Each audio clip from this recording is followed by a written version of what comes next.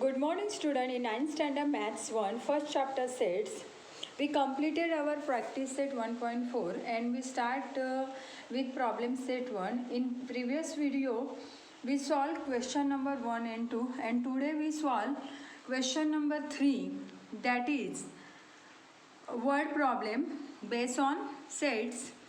Means we learn the formula union in intersection and number of A and number of B.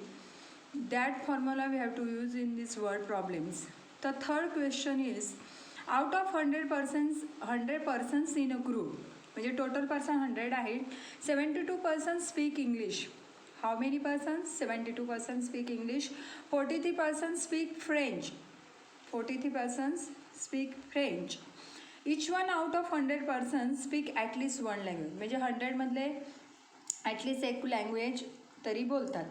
Then how many speak only English, मग English speak करणारे किती. How many speak only French language speak करणारे किती आहेत. How many of them speak English and French both, English and French both language speak करणारे किती.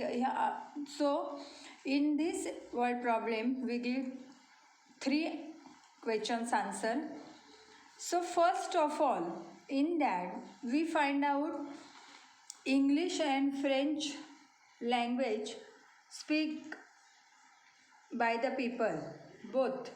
आणि जेव्हा कधी बोथ असतं तेव्हा लक्षात ठेवायचं, मी आधीही बोललं आहे की बोथ शब्द आला की तो इंटरसेक्शन असतो. So how can we solve this problem.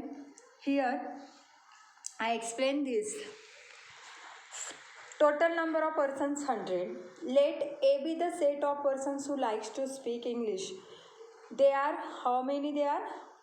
72. Let B be the set of persons who likes to speak French. They are 43. Hence, number of A union B is equal to 100, number of A is equal to 72 and number of B is equal to 43. We know the formula. Number of A union B is equal to number of A plus number of B minus number of A intersection B. Putting the value of this, A union B 100, number of A 72 and number of B 43 minus number of A intersection B. 72 plus 43 115 minus number of A union B. Change the side of both. Here we change the side of number of A union B. So minus sign is convert into plus, and 115 minus 100 is plus, then sign is minus. 115 minus 100 is equal to 15. Therefore the number of persons who can speak only English. This is the answer of persons who speak both English and French. The first question of this from this example is, how many speak only English. So we find out the answer. Number of persons who can speak only English is equal to number of A minus number of A intersection B. Therefore 72 minus 15 is equal to 57. Then find out the person who speak only French. The number of persons who can speak only French is equal to number of B minus number of A intersection B is equal to 43 minus 15 is equal to 28. So from these examples we get all 3 questions answer. First one, the number of persons who speak English is equal to 57. You all of you understand how we calculate this 57. म्हणजे number of A म्हणजे English speaking करणारे persons माहिती होते, त्यातलं English and French both language speak करणारे जे person होते minus केले. So we get 57. Number of person who speak French, here we know the person who speak French is number of B is equal to 43 and both language मधले 15 होते ते minus केले, answer is 28. The number of person who speak both English and French is equal to 15. Both शब्द आला की लक्षात ठेवायचा number of A intersection बी काढायचं आहे. आणि जेव्हा इंग्लिश और फ्रेंच और आलं की समजायचं युनियन विचारलं आहे. हे ज्याला वर्ड प्रॉब्लेममध्ये समजतं त्याला ते वर्ड प्रॉब्लेम एकदम इझी जातात. सर्वांच्या लक्षात आले असेल मेथड कशी आहे लिहायची. ए सेट ए सेट बी अशी नावं द्यायची, तुम्हाला जे लेटर्स आवडते ते, आणि फॉर्म्युला यूज करायचा. फॉर्म्युला फक्त तुम्हाला number of A union B दिला आहे की number of A intersection B दिला आहे हे नीट समजलं तर सम्स इझी जातात सॉल्व करायला. Then fourth sum is 70 trees were planted by Parth. 90 trees were planted by Pradnya on the occasion of tree plantation week. 70 झाडे पार्थने लावलेत, 90 झाडे प्रज्ञाने लावलेत. 25 trees were planted by both of them. Here also the word is both, म्हणजे number of A intersection B is equal to 25. How many trees were planted by Parth or Pradnya? Or आलं याचा अर्थ union काढायचं आहे, intersection दिलेला आहे. So we solve this example by this method. First let, आता मी directly लिहिलं आहे, असं जरी तुम्ही यूज केलं तरी चालेल. Let number of A means number of trees planted by Parth is equal to 70. Number of B means number of trees planted by Pradnya is equal to 90. We get number of trees planted by both Pradnya and Parth is total 25. Therefore number of A intersection B is answer is 25. Number of A union B means we calculate this number of trees planted by Parth or Pradnya. Pradnya किंवा पार्थने किती झाडं लावलीत आपल्याला शोधायचं आहे. So our formula is number of A union B is equal to number of A plus number of B minus number of A intersection B. आता तो formula तुमच्या पक्का लक्षात राहिला असेल, बऱ्याच वेळा आपण केलेला आहे. So putting the value of this number of A 70 plus number of B 90 and number of A intersection B is 25. 70 plus 90 160, 160 मधनं 25 गेलं is equal to 135. Therefore number of A union B is equal to 135. एकदम easy examples आहे. Therefore number of trees planted by Parth or Pradnya is equal to 135. This is our fourth question answer. Then our fifth question is what? If. This is also easy and you solve this in your notebook also. I give you this example.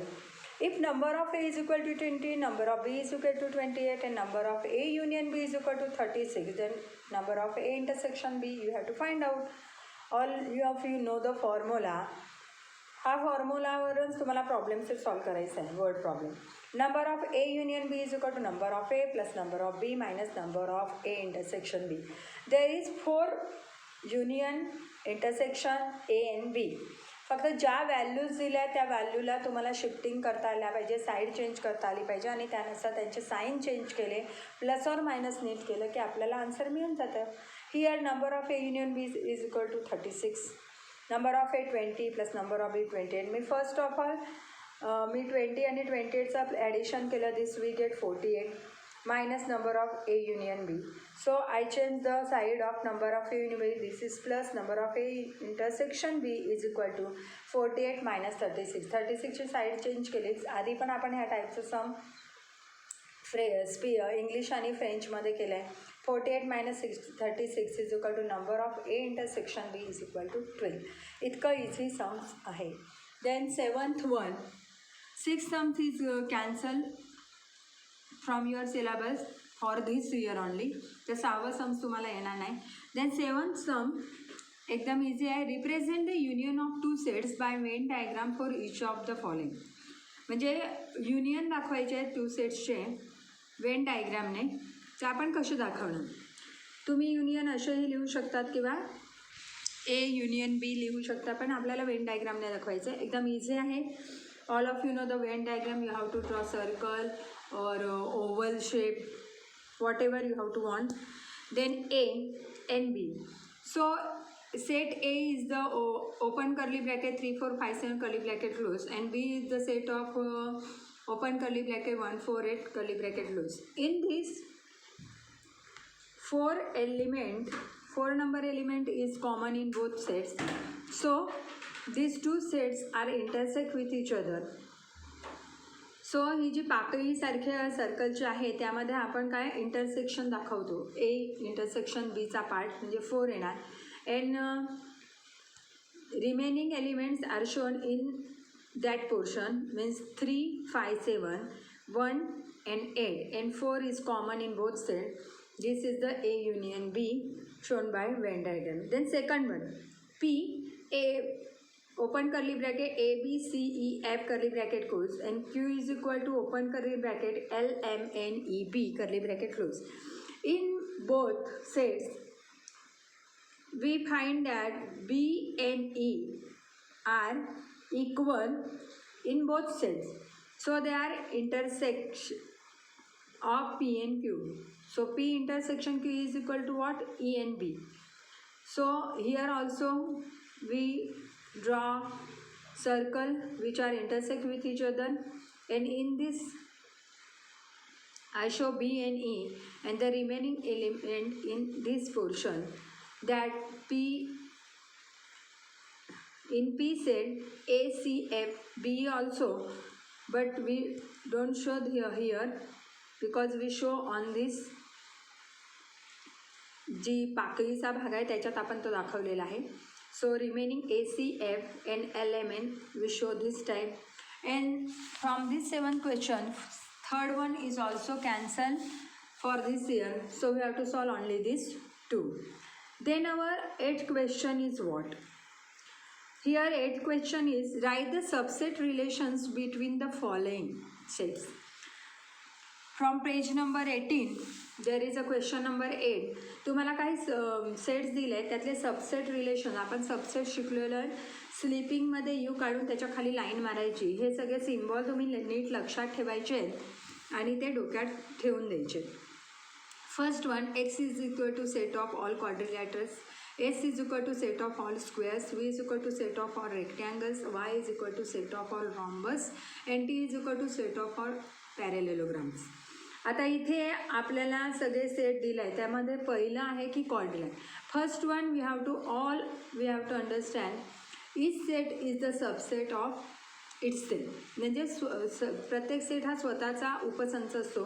So we have to all write X subset X, Y subset X, X subset X. तर त्याच्या आधी प्रत्येकजण स्वतःचा subset असतो तो लिहून टाकूया. X subset x, y subset y, s subset y, t subset t and v subset v. हे आपण आधी लिहून घेतले.